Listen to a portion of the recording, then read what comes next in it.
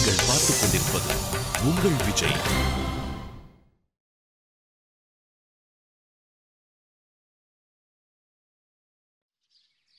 சந்தோஷ் சித்தப்பா வீட்ல வீடியோ இருக்குல்ல, அதுலதான் படத்தை போட்டு காட்டுவாங்க. டிக்கெட் 5 ரூபாய்.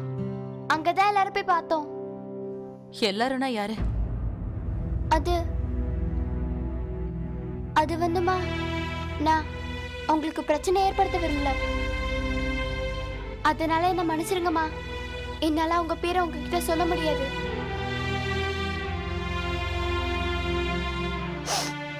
சரி, சொல்ல வேண்டாம்.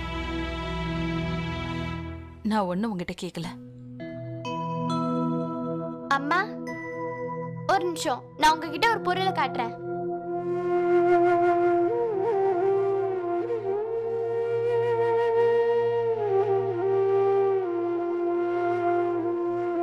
இங்க பாருங்கம்மா, எவ்வளவு அழகான கல் இல்ல? நான் மீராக்காக இதெல்லாம் சேர்த்து வச்சேன்.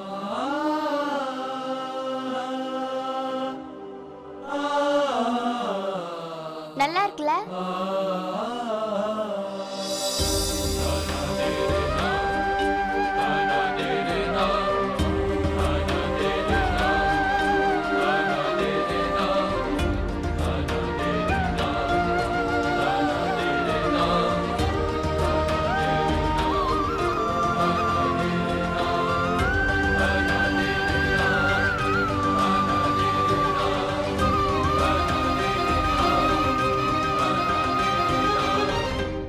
ஒருவேளை அந்த பசங்க மேல உங்களுக்கு அக்கறை இருந்திருந்தா அந்த பசங்களை காப்பாத்த நீங்க குதிச்சிருப்பீங்க. சும்மா வேடிக்கை பார்த்துட்டு இருந்திருக்க மாட்டீங்க. ஆனா உங்களுக்கு தான் உங்க பசங்களை பத்தி கவலையே இல்லையே. உங்களோட பார்வை முழுக்க அந்த பசங்களோட அம்மா மேல தானே இருக்கு, அதாவது ரத்னாக்கா மேல. ருக்மணி, அர்த்தம் இல்லாம பேசிக்கிட்டு இருக்காத. பசங்க மேல எப்படி அன்பு வைக்க நீ எனக்கு சொல்லிக் கொடுக்கறியா? எனக்கு இப்ப இல்ல, எப்பவும் பசங்க மேல எனக்கு அன்பு ஜாஸ்தி தான். உன்னாலதான் எனக்கு அதை தர முடியாது.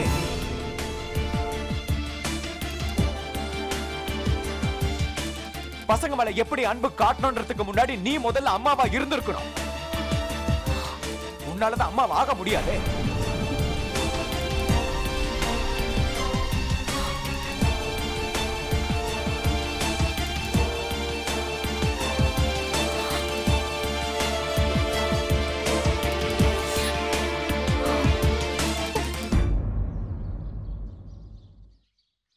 அட என்னங்க இது? உங்க உயிரை கூட நீங்க மதிக்காம புலி முன்னாடி போய் குதிச்சிட்டீங்க. அதுவும் யாரோ பசங்களோட உயிரை காப்பாத்த. நரேஷ், உங்களுக்கு ஏதாவது ஒண்ணு ஆயிருந்ததுன்னா அப்புறம் என் கதி என்ன? பாருங்க, இன்னைக்கு நான் உங்களோட பயங்கரமா சண்டை போட போறேன். அப்புறம் நிறைய அன்பும் காட்ட போறேன்.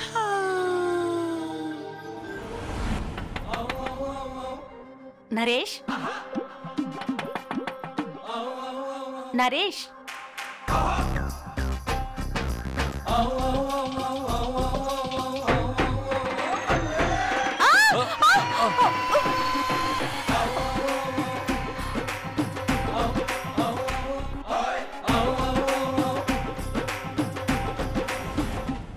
நரேஷ், நீங்க இருக்கீங்களே, ரொம்ப தான் போங்க. உங்களை சந்திக்க வந்துட்டு இருக்கேன். உங்களோட மான்சி.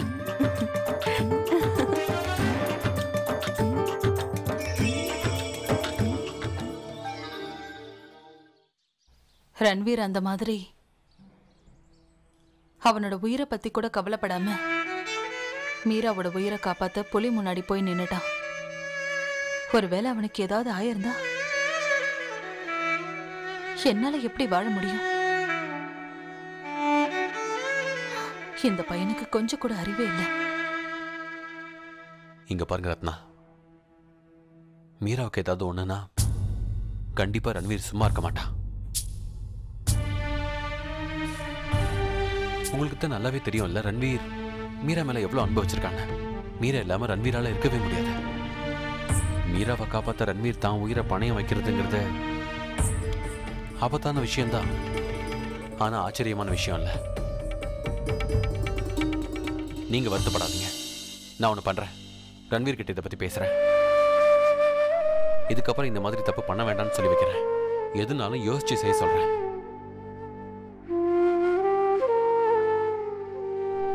அப்புறம் உங்களுக்கு இன்னொரு வாக்கு தரேன். நான் இருக்கிற வரைக்கும் ரன்வீருக்கும் மீராவுக்கும் எதுவும் ஆக விட மாட்டேன். நிச்சயம் எதுவும் ஆக விட மாட்டேன்.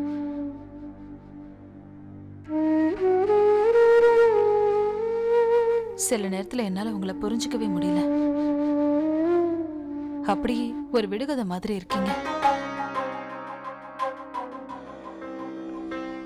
ஒருத்தர் தன்னோட நண்பனுக்காக எந்த அளவுக்கு பண்றத நான் பார்த்ததும் இல்ல, கேள்விப்பட்டதும் இல்ல.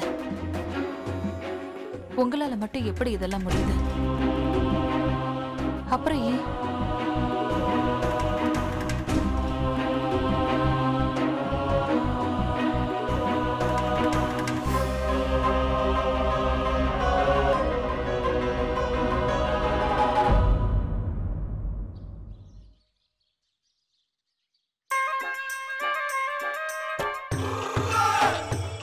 நரேஷ், நரேஷ்,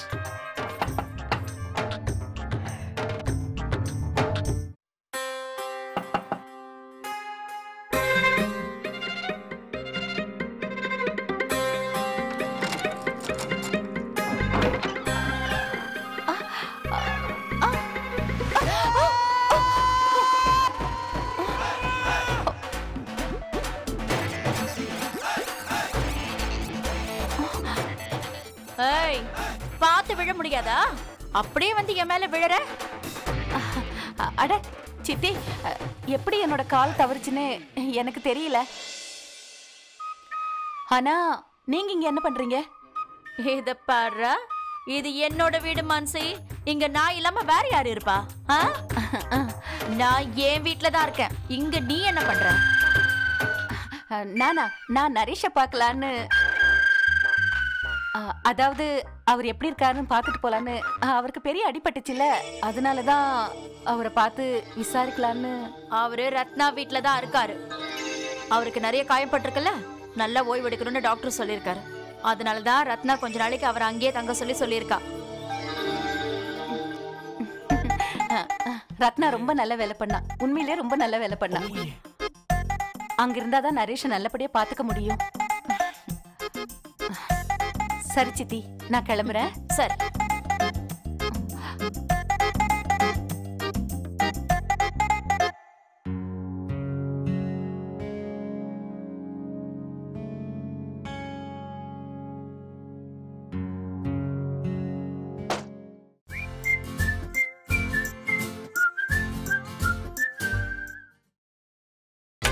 நீங்கள் பார்த்துக் கொண்டிருப்பது உங்கள் விஜய். மீரா படிப்புக்கு கிடைக்க போற பரிசு வைக்கிற இடம் இதான்.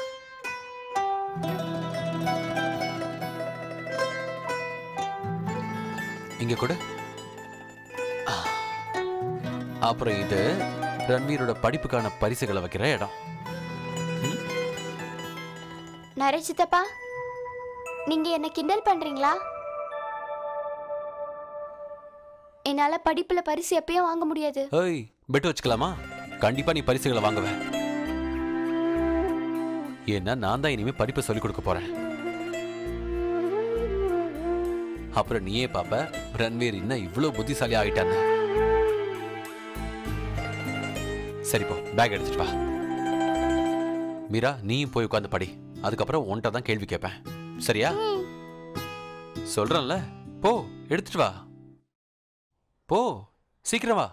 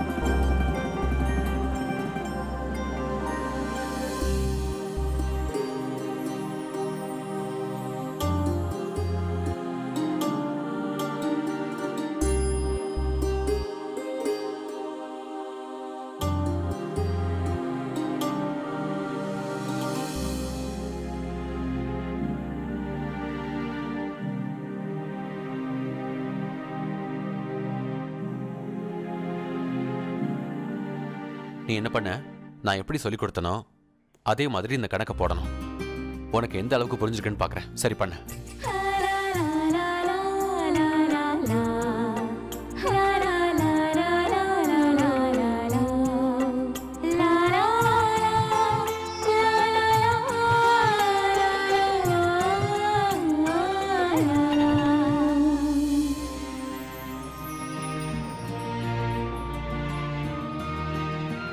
அட பரவாயில்லையே ரன்வீர், ரொம்ப சரியான பதில்.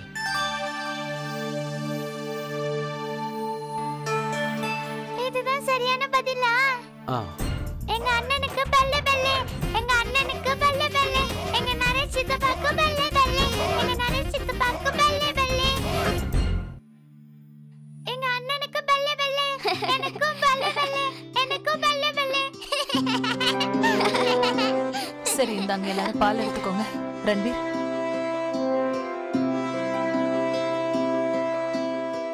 உங்களுக்கு மஞ்சள் போட்ட பால்.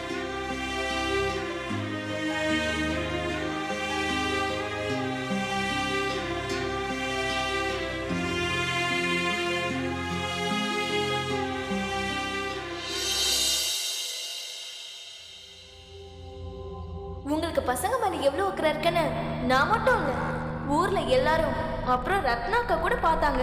எனக்கு இப்ப முழு நம்பிக்கை வந்துருச்சு. ரத்னாக்கா அவங்களோட வாழ்க்கையில உங்களுக்கு எந்த இடமும் கொடுக்க மாட்டாங்க. நீங்க திரும்பவும் என்கிட்ட தான் வந்தாகணும். கர்ணா, கர்ணா, என்ன ஆச்சுப்பா? அப்படியே என்ன யோசிச்சுட்டு போயிட்டு இருக்க? நான் கூப்பிடுற சத்தம் கூட உனக்கு கேட்கல? இல்ல நாட்டாம, ஒண்ணு சொல்லு கர்ணா, என்ன விஷயம்? ஏன் ரொம்ப டென்ஷனா இருக்க? இல்ல இல்ல, எனக்கு எந்த பிரச்சனையும் இல்ல. என்ன மான்சி, எங்க?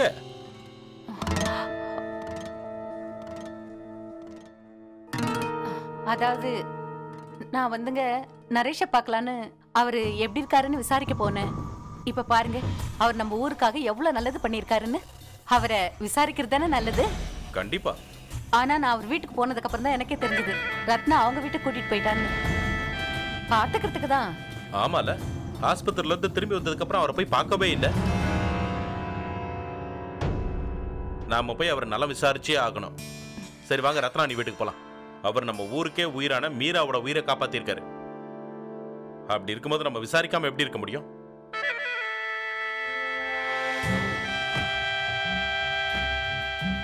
வாக்கறனா போலாம். வா வா போலாம்.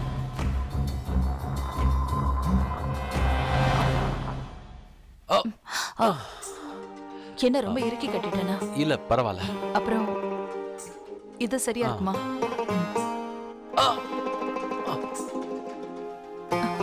வலிக்குதா?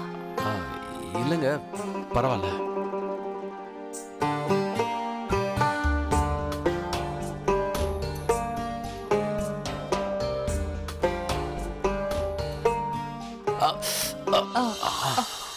மன்னிச்சிடுங்க. சரி, கொஞ்சம் லூஸ் பண்ணவா? அட புலி கூடயே சட்டப்பட்டவரு, இதெல்லாம் அவருக்கு பெருசா வலிக்காது. நீங்க இங்கதான் இருக்கீங்கன்னு எனக்கு தெரியாம போச்சு. நீங்க கைய மேல தூக்குங்க, நான் கட்டு கட்டணும். நாட்டாமண்ண, நீங்க உட்காருங்க. பரவாயில்ல, இருக்கட்டும் அண்ணி. நான் நம்ம ஊரோட உண்மையான புலியை எப்படி இருக்காருன்னு விசாரிக்க வந்திருக்கேன். நல்லா இருக்கீங்களா?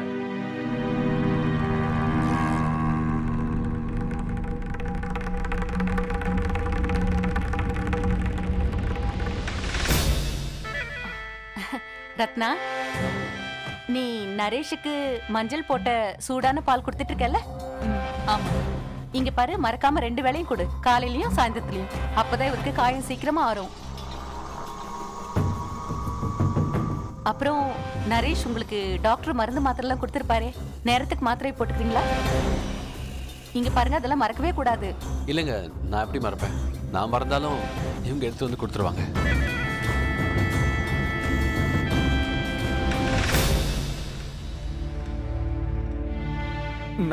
நான் கிளம்புறேன், எனக்கு ஒரு முக்கியமான வேலை இருக்கு. அட இருப்பா, போலாம். நாங்களும் கிளம்ப தான் போறோம். அவர் எப்படி இருக்காருன்னு பார்த்துட்டு போயிடலாம். அண்ணி, நரேஷ் எங்க கூட்டிட்டு வந்து நீங்க ரொம்ப நல்ல வேலை பண்ணீங்க.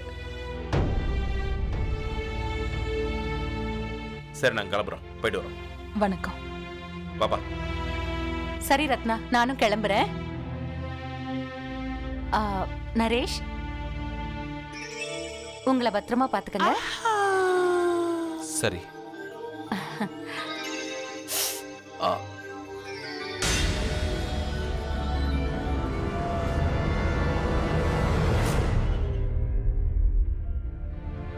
தயவு செஞ்சு கட்ட லூஸ் பண்ணிடாதீங்க. அப்புறம் அடுத்த வாட்டி இன்னும் இறுக்கி கட்டிடுவேன்.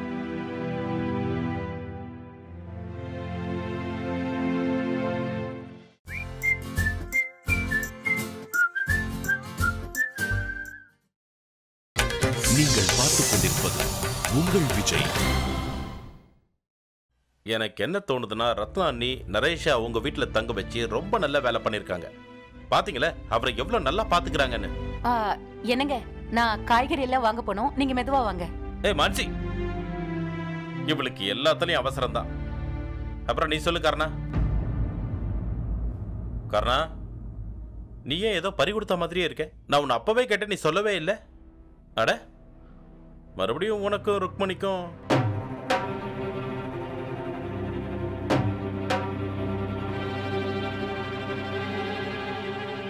இங்க பாரு கர்ணா, நான் உன்னோட அண்ணன் மாதிரி. நீ சொல்லாம இப்படி வாய மூடிட்டு இருந்தா உன் பிரச்சனைக்கு எப்படி ஒரு தீர்வு கிடைக்கும்? என்னன்னு சொல்றதுன்னு,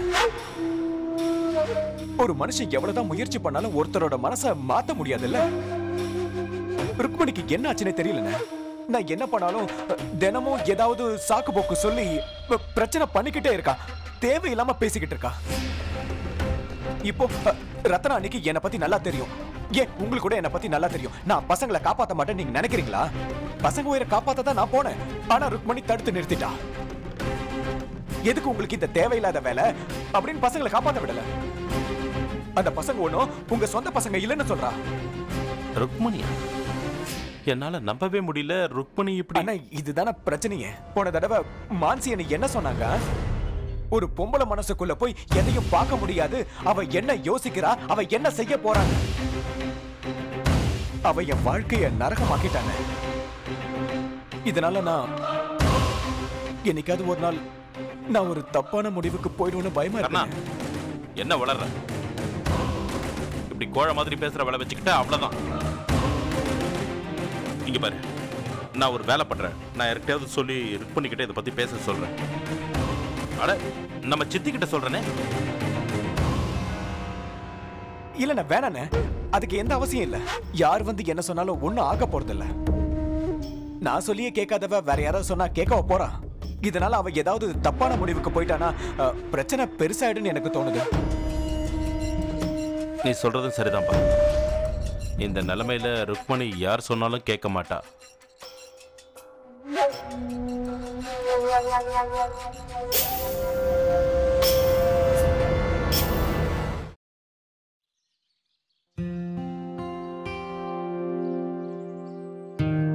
இந்தாங்க. அண்ணி, வணக்கம் அண்ணி. வணக்கம் நரேஷ். இவங்க சாந்தா, இவங்க பிந்து, சுமதி, அப்புறம் பிரீத்தி. வணக்கங்க. இவங்க 4 பேரோட பசங்க கூட மீரா கூட கிளாஸ்ல மாட்டிக்கிட்டாங்க. நீங்க என்ன பண்றீங்க? அண்ணா, உங்க காலத்தொட்டு கும்பிட விடுங்கண்ணா. கடவுள் தான் எல்லாருக்கும் வாழ்க்கை கொடுப்பாரு. அதே மாதிரி நீங்க தான் எங்க பசங்களுக்கு ஒரு புது வாழ்க்கையை கொடுத்திருக்கீங்க. இங்க பாருங்க, இப்படி எல்லாம் செஞ்சு ஏன் என்ன பாவத்துக்கு ஆளாக்குறீங்க? இவ்வளவு நல்ல விஷயம் பண்ண ஒரு மனுஷனுக்கு கடவுள் பாவத்தை கொடுக்க மாட்டாருங்க. ஒருவேளை நீங்க மட்டும் தைரியமா போய் அந்த புலிய பிடிக்காம இருந்திருந்தீங்கன்னா அப்ப இன்னைக்கு எங்க பசங்களுடைய நிலைமை என்ன ஆயிருந்திருக்கும்? நாங்க உங்களை அப்பவே பார்க்க வந்திருக்கணும். ஆனா உங்களுக்கு காயம் பெருசா இருந்ததுனால அப்புறமா வந்து பார்க்கலான்னு இருந்துட்டோம். அப்புறமா நாங்க பசங்களை எல்லாம் கூட்டிட்டு கோயில்ல சாமி கும்பிட போயிட்டோம். உங்களுக்கு நாங்க ரொம்ப நன்றி கடன் பட்டிருக்கோங்க. என்னங்க பெரிய வார்த்தையெல்லாம் பேசுறீங்க? நான் அந்த மாதிரி எதுவுமே பண்ணல. பசங்க ஆபத்துல இருந்தாங்க. அந்த நேரத்துல எது சரின்னு படிச்சோ அதுதான் நான் செஞ்சேன். நீங்க என்ன சொன்னாலும் சரி, நாங்க உங்களுக்கு கண்டிப்பா நன்றி கடன் பட்டிருக்கோம்.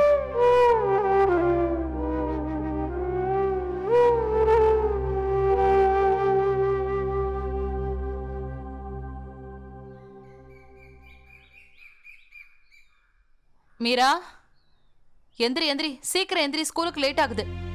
மீரா, என்னம்மா தூங்குற? மீரா எந்திரி, சீக்கிரம் எந்திரி, ஸ்கூலுக்கு லேட் ஆயிட்டு இருக்கு. என்னம்மா நான் எந்திரிக்க மாட்டேன். என்ன மீரா அது? எந்திரி, சீக்கிரம் எந்திரி, எனக்கு நிறைய வேலை இருக்கு. என் டைமை வேஸ்ட் பண்ணாத. அம்மா எனக்கு தூக்கமா வருது. நான் இன்னைக்கு ஸ்கூலுக்கு போக மாட்டாங்க, என்ன தூங்க விடுங்கம்மா. இது என்ன புது நாடகம்? ஏன் ஸ்கூலுக்கு போக மாட்டேன்? எந்திரி, ஸ்கூலுக்கு நேரம் ஆகுது, எந்திரி.